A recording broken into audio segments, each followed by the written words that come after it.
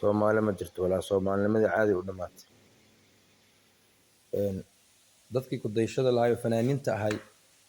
oo magaca ka lahay Soomaalida social media aan noqoto meel kale aan noqoto magac caadi ku lahay qabiil iyo qabyaalad iyo qurun iyo waxyaalo jinaad ay ku sabab garaysan tahay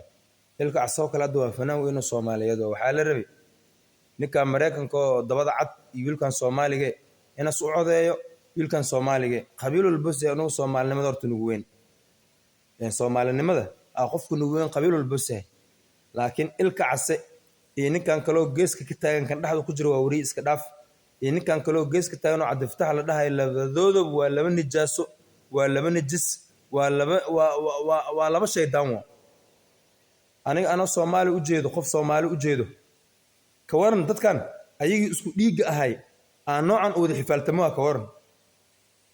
efan kaba soo qab adoo jireer hadda isku soo sharax lad Mareykanka hatta salaanta laga ma qaadan salaanta والسلام عليك تا ملغو دهين ورنا تag jireerkan jireer ku dhal maxaa aan lagu dheelay waa ayaga ilma adeerka ahay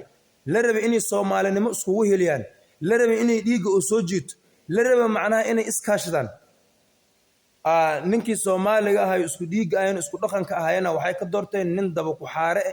Kristaan Yahuud ay ka doorteen ilka casow fanaan ma tihid kabsad dhalatay نجس كان كلو ماشتا إنه عبد الفتاح الله أذين وحنا Soomaali متد نجس دلات أذين شرقري موقال كان شرقري أو مال جارسية